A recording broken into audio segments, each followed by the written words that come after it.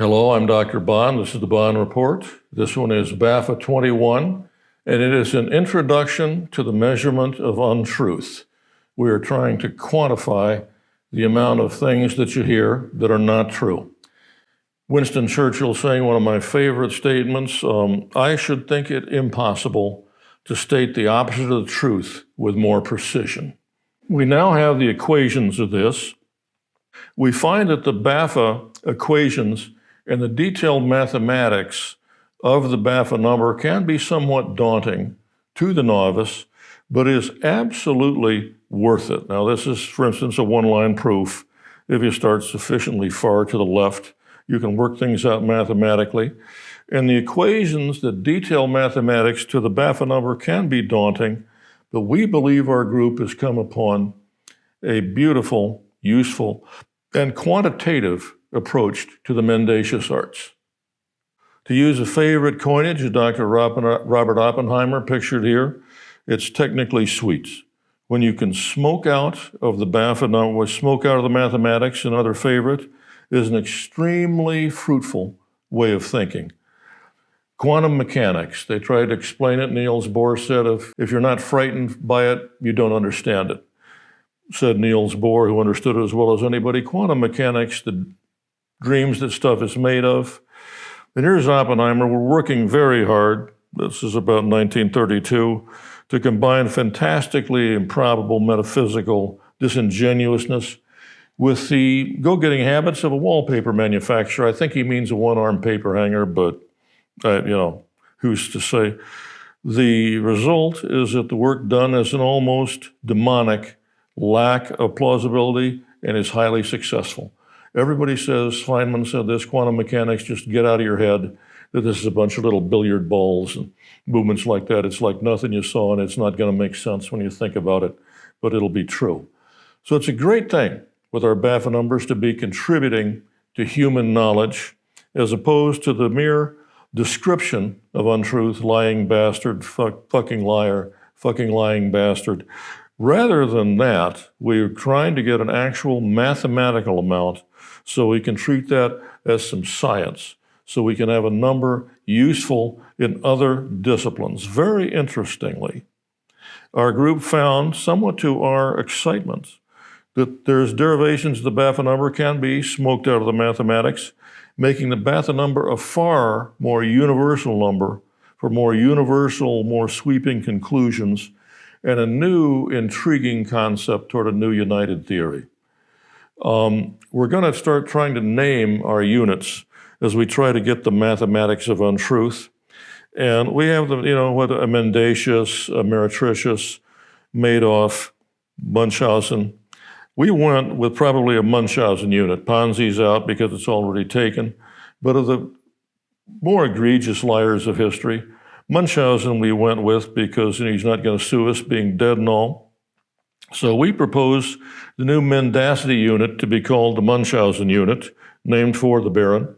And the beauty is they're all MUs because everything starts with an M.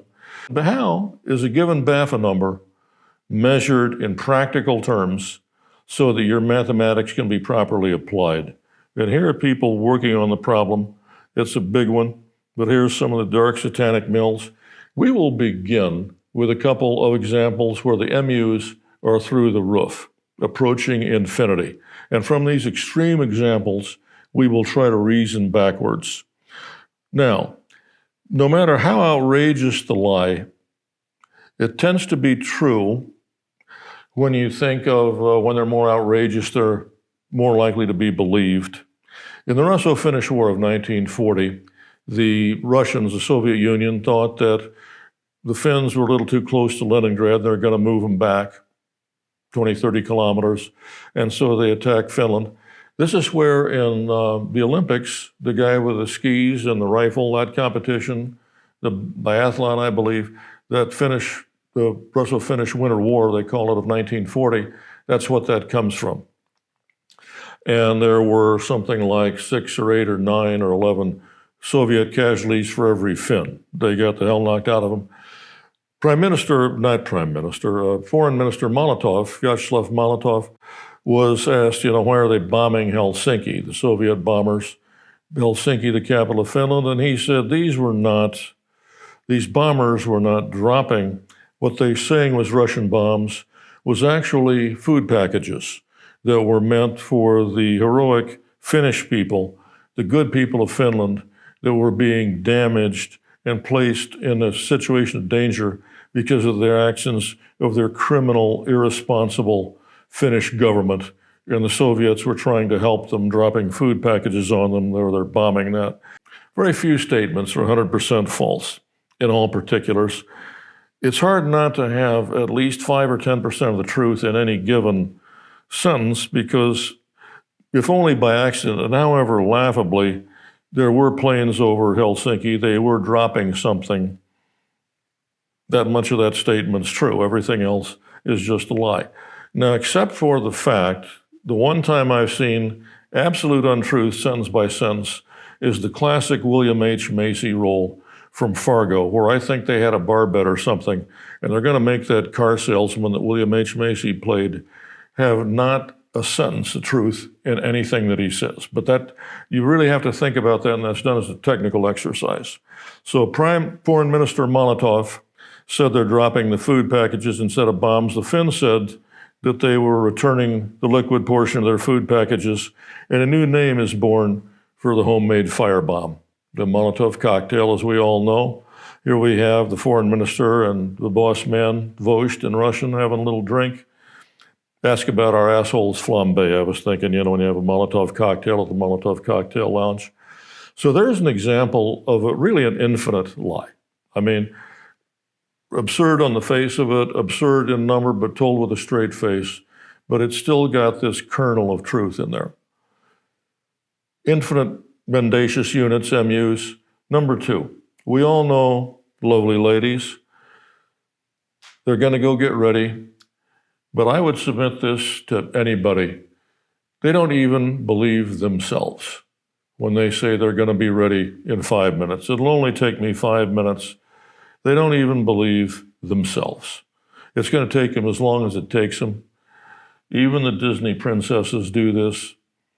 They all do this.